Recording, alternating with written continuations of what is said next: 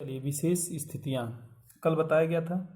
परिमित लंबाई के रेखीय चालक के कारण किसी भी बिंदु पर चुंबकीय क्षेत्र B इक्वल टू होता है mu naught upon 4 pi I upon a sine phi 1 plus sine phi 2, यही होता है। ठीक, एक चालक तार ए बी है जिसकी लंबाई क्या है, जिसकी लंबाई परिमित है, इससे ए दूरी पर एक बिंदु P है। इस P पर चुंबकीय क्षेत्र होता है mu naught upon 4 pi I upon a sine phi 1 plus sine phi 2। देखिए, यदि चालक बिंदु P के दोनों ओर अनंत दूरी तक जाता है, मतलब ए भी अनंत पर चला जाए, बी भी अनंत पर चला जाए, जैसे जैसे ए ऊपर जाएगा इस कोण का मान बढ़ता जाएगा। ठीक, जब ये अनंत लंबाई का होगा तो फाई 1 लगभग 90 अंश के बराबर होगा और फाई 2 भी लगभग 90 अंश के बराबर होगा। बहुत अधिक लंबा हो। देखिए, ये चालक तार जैसे जैसे इसकी लंबाई बढ़ती जाएगी कोण का मान बढ़ता जाएगा। जब ये अनंत लंबाई का होगा तो फाई 1 फाई 2 लगभग किसके बराबर हो जाएगा, 90 अंश के बराबर। तो b इक्वल टू कितना हो जाएगा, mu naught upon 4 pi I upon a sine 90 plus sine 90। Sine 90 का मान 1 होता है, 1 1 2 हो जाएगा। b equal to mu naught upon 4 pi I upon a into 2। b equal to हो जाएगा mu naught upon 2 pi I upon a. मतलब ये P के दोनों ओर अनंत दूरी तक जाते हों चालक, कहने का मतलब चालक अगर अनंत लंबाई का हो, मतलब अनंत लंबाई के सरल रेखी या ऋज रेखी चालक के कारण किसी भी बिंदु पर चुंबकीय क्षेत्र mu naught upon 2 pi I upon ए होता है। तो अनंत लंबाई के ऋज रेखी चालक के कारण ये चुंबकीय क्षेत्र का व्यंजक है। आगे चलते हैं। देखिए, यदि बिंदु P चालक के एक सिरे A के समीप हो, देखिए चालक का A और B ये दो सिरा है, P यहाँ पर हो, P यहाँ पर हो। ठीक, तो ये हो जाएगा कोण 90 अंश। P को B से मिलाएंगे तो ये कोण होगा, जो भी कोण है, फाई 2। ए के समीप हो तथा चालक अनंत लंबाई का हो। अगर चालक क्या हो, अनंत लंबाई का हो, ए अत्यंत P जो है ए के समीप है और B का मान क्या होता है, देखिए B अनंत लंबाई का होता जाता है। अनंत लंबाई का होता जाता है तो क्या होगा, ए से P को आप मिलाएंगे तो फाई 2 का मान 0 हो जाएगा और फाई 1 का मान कितना हो जाएगा, लगभग 90 अंश। ठीक, इसी के समीप है तो बनाया गया कोण फाई 1 इसके साथ बनाया गया कोण 0 है। अब ये देखेंगे जैसे जैसे B दूर होता जाएगा इस कोण का मान बढ़ता जाएगा और 90 अंश हो जाएगा। तो B इक्वल टू कितना हो जाएगा, mu naught upon 4 pi I upon a sine phi 1 के स्थान पे 90 अंश, फाई 2 के स्थान पर 0, साइन 90 का मान 1, b equal to mu naught upon 4 pi I upon a. ये अनंत लंबाई की रेखीय चालक के कारण चुंबकीय क्षेत्र है जब बिंदु P किसी एक सिरे के समीप हो, या तो ए सिरे के समीप या बी सिरे के समीप हो तो म्यू नॉट अपान 4 पाई, और P अगर बीच में होता है तो म्यू नॉट अपान 2 पाई, ये इसका मान होता है। अब देखते हैं हम अगला आर्टिकल।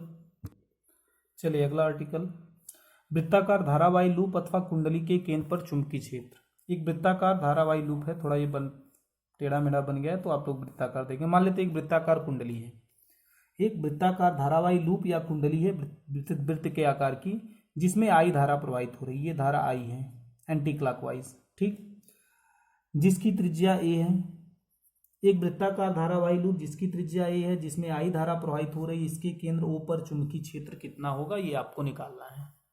O पर चुंबकीय क्षेत्र कितना होगा, पहले तो चुंबकीय क्षेत्र की दिशा आप जानेंगे। देखिए, दाएं हाथ के हथेली के नियम से होता क्या है, हम अंगूठे को धारा की दिशा में करते हैं। धारा देखिए एंटी क्लॉकवाइज ऊपर की ओर, अंगूठा हमने इधर कर दिया, और अंगुलियों को किधर करेंगे, उस बिंदु की ओर जहां पे चुंबकीय क्षेत्र ज्ञात करना। अंगूठा इधर आपने कर दिया, अंगुलियों को केंद्र की तरफ इधर कर दिया।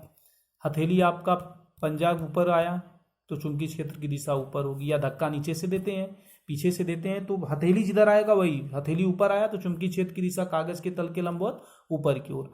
अगर यही धारा क्लॉकवाइज होती तो अंगूठे को हम इधर करते और अंगुलियों को इधर करते। अब पंजा जो है आपका वह नीचे की तरफ आया, इसलिए चुंबकीय क्षेत्र की दिशा नीचे की ओर होगी। तो हम देखते हैं, देखिए एक धारावाही चालक धारावाही या वृत्ताकार कुंडली जिसकी त्रिज्या है, जिसमें I धारा प्रवाहित हो रही है, इसके केंद्र पर चुंबकीय क्षेत्र निकालना है। क्षेत्र की दिशा कागज के तल के लंबवत ऊपर की ओर होगी। दिशा निकालने के लिए सबसे पहले हम क्या करते हैं, एक छोटा सा अल्पांश जिसकी लंबाई कितनी है, dl, इसे हम ले लेते हैं धारा की दिशा में। तो इस अल्पांश के कारण O पर चुंबकीय क्षेत्र, अल्पांश के कारण O पर चुंबकीय क्षेत्र, अल्पांश के कारण O पर चुंबकीय क्षेत्र कितना होगा, आपको पता है कि बायो सेवर्ट के नियम से dB इक्वल टू होता है म्यू नॉट अपान 4 पाई आई अल्पांश है dl sine theta upon r square. अब थीटा आप निकालेंगे, आर के स्थान पे ए है, क्योंकि ओ से इसकी दूरी क्या है, ए है, तो ए स्क्वायर हो जाएगा। समीकरण 1। थीटा क्या है, उस अल्पांश और केंद्र ओ को मिलाने वाली रेखा के बीच बना कोण। देखिए ओ ये वृत्त की त्रिज्या है और ये वृत्त, ठीक, वृत्त की त्रिज्या और स्पर्श रेखा, या कह सकते हैं वृत्त, ये वृत्त के चाप और स्पर्श रेखा के बीच का कोण हमेशा 90 अंश होता है, अर्थात थीटा बराबर कितना होगा, 90 अंश। क्यों, क्योंकि जो अल्पांश आपने लिया है वह वृत्त के चाप के अंदिश है। जब चाप के अंदिश है तो चाप और त्रिज्या एक दूसरे के लंब होते हैं, लंब होते हैं, तो ये कोण कितना होगा, 90 अंश होगा। dB इक्वल टू कितना हो गया, म्यू नॉट अपान 4 पाई आई dl साइन थीटा के स्थान पे 90 अंश बटे ए स्क्वायर, साइन 90 का मान 1, dB इक्वल टू हो जाएगा म्यू नॉट अपान 4 पाई आई dl अपान ए स्क्वायर। समीकरण 2। ये तो अल्पांश के कारण है।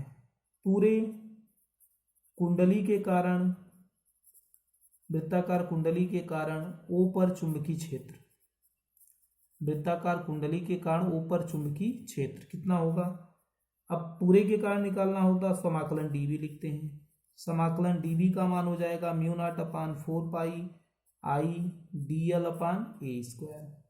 देखिए अब क्या करेंगे इसे, म्यू नॉट अपान 4 पाई आई dl अपान ए स्क्वायर, तो आई अपान ए स्क्वायर को हम बाहर कर देते हैं, होगा समाकलन dl। dl का मतलब अल्पांश की लंबाई, समाकलन dl मतलब इस पूरे वृत्त की लंबाई, ठीक, ध्यान दीजिए।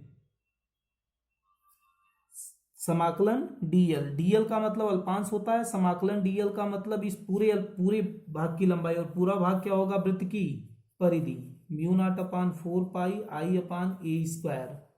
समाकलन dl का मतलब वृत्त की परिधि, और वृत्त की परिधि होती है 2 पाई आर के स्थान पर ए, क्योंकि त्रिज्या ए है, 2 पाई से 2 पाई कट जाएगा, बचेगा mu not I upon 2a, mu not I upon 2a। तो वृत्ताकार कुंडली के केंद्र पर चुंबकीय क्षेत्र कितना हो गया, b बराबर हो गया mu not I upon 2a। अगर ये वृत्त की त्रिज्या हो तो इसके केंद्र पर चुंबकीय क्षेत्र mu not I upon a है।